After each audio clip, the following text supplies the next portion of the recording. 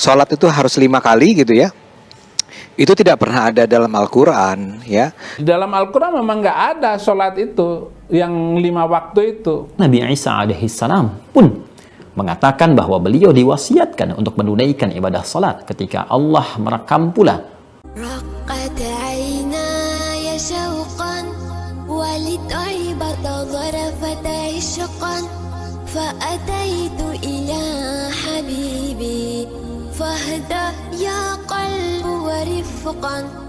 Salli ala Muhammad, assalamu alaika ya Rasulullah.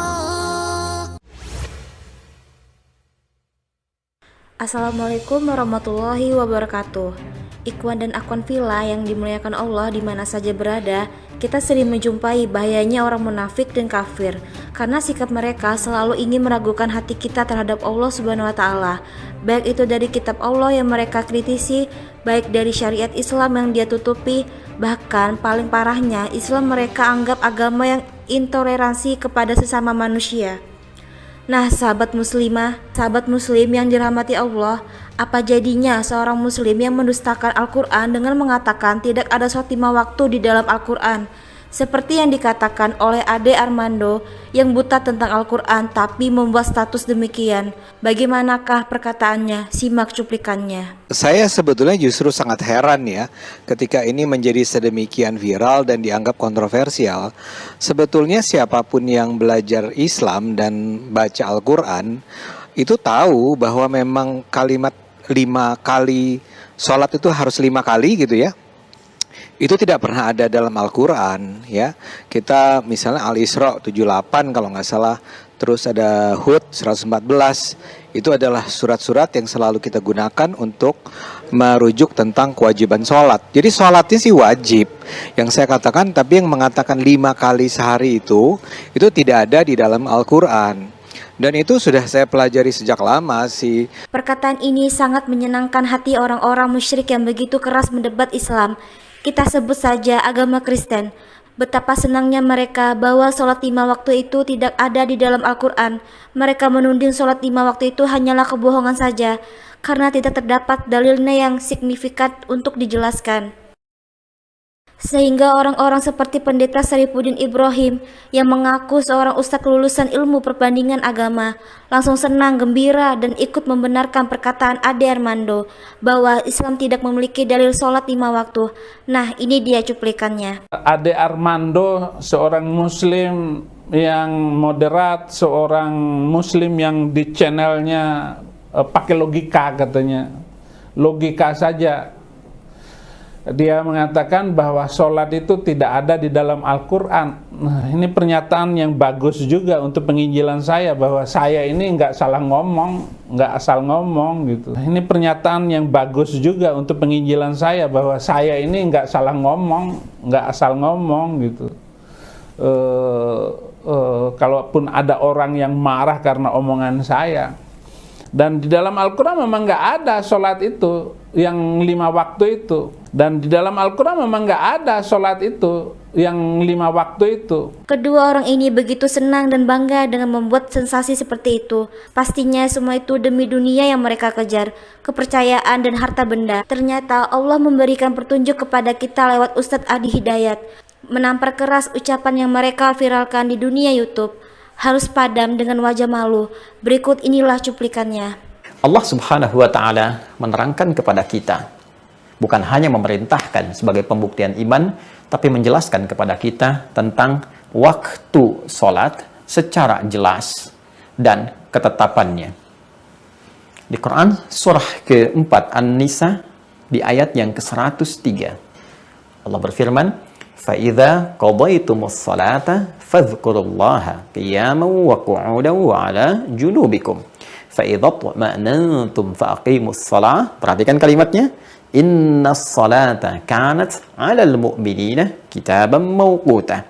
Perhatikan ujung ayatnya, Inna salata, sungguh salat itu 'alal mu'minina, bagi setiap insan yang beriman, kitaban mawquta, telah ditetapkan dengan jelas ketentuan waktunya.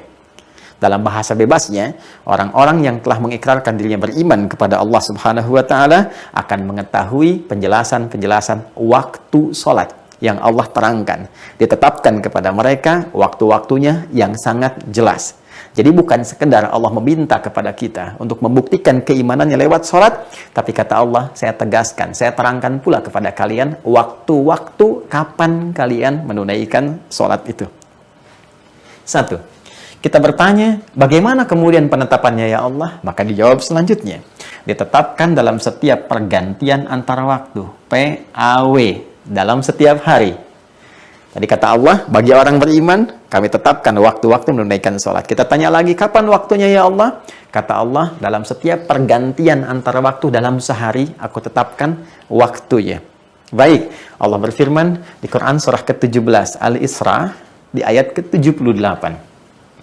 Aqimis sholata lidulukis syamsi ila ghasaqil layli wa qur'anal fajr. Inna qur'anal fajri kana mashhuda.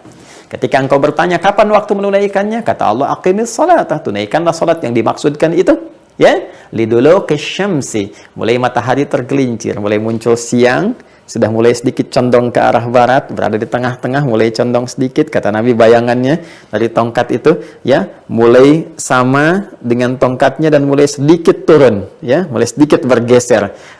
Maka muncul dulu ke syamsi itu, bahasa dekatnya kita kenal dengan istilah zuhur saat ini, ya, ila ghasaqil lail, terus membentang sampai dengan malam, wa Qur'an al-fajr, sampai nanti tiba waktu fajar, ya.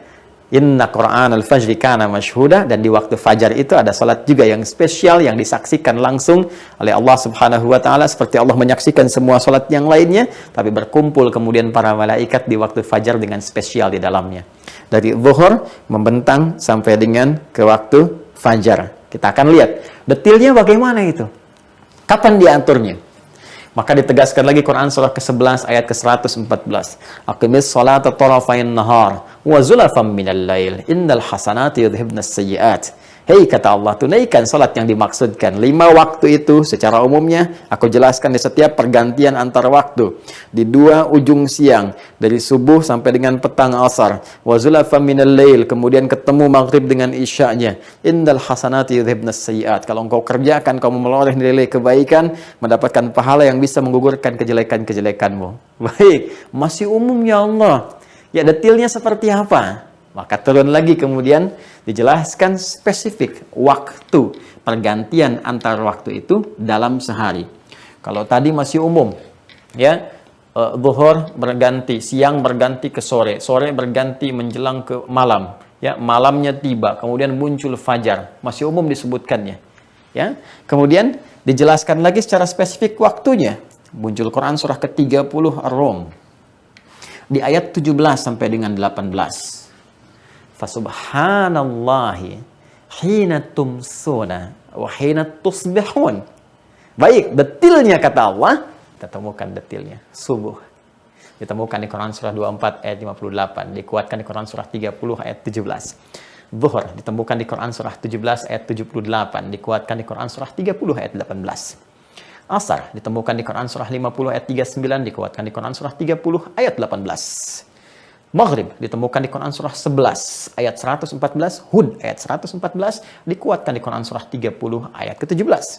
Dan Isya disebut dengan namanya di Quran surah ke-24 An-Nur di ayat ke-58. Jadi kalau Anda bertanya, apakah waktu-waktu sholat itu ada di dalam Al-Quran? Maka jawabannya bukan hanya ada, tapi jelas, terang, dan sangat detail. Saking terang, jelas, dan detailnya, Allah meminta kita menjaga waktu-waktu sholat itu dengan komitmen menunaikan sholat yang dimaksudkan. Namun bila ada yang mengatakan tidak ada waktu-waktu sholat dalam Al-Quran, walaupun saya mengerjakannya, ini patut diduga 2 hal terjadi pada dirinya.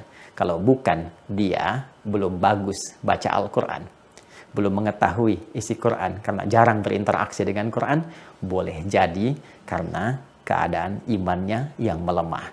Karena bagi orang beriman, dia pasti akan mengetahui waktu-waktu sholat. Inna sholata kanat 'alal mu'minina kitaban mawquta. Sungguh orang beriman itu akan jelas baginya nampak tentang waktu-waktu sholat itu. Sekali lagi, kalau bukan karena kurang baca Al-Quran, boleh jadi karena kurang kuat keadaan imannya. Dan yang paling menarik adalah di saat setiap insan beriman mulai mencoba khusyuk untuk menunaikan sholat, ternyata masih ada orang yang baru ingin mengetahui kapan waktu sholat itu dikerjakan. Nabi Musa diperintahkan untuk menunaikan sholat seperti di Quran surah Taha ayat 14 yang tadi saya bacakan, ketika Allah berfirman, innani anallahu la ilaha illa ana fa'budni wa aqimis sholata li dzikri. Demikian Nabi Isa alaihissalam pun mengatakan bahwa beliau diwasiatkan untuk menunaikan ibadah salat ketika Allah merekam pula penegasan ini di dalam Al-Quran, dalam firman-Nya surah ke-19 Maryam di ayat 31. Wa ja'alani mubaraka aynama kuntu wa awsani bis-shalah. Dan Allah telah menjadikan untukku keberkahan dalam setiap keadaan, setiap kondisi, dan mewasiatkan kepadaku, memerintahkan kepadaku dengan padat, singkat, dan tegas lugas untuk menunaikan salat. Bagi kamu yang baru bertemu channel kami, langsung saja subscribe dan nyalakan notifikasi loncengnya. Dan jangan lupa sebarkan sampai ke penjuru sosial media.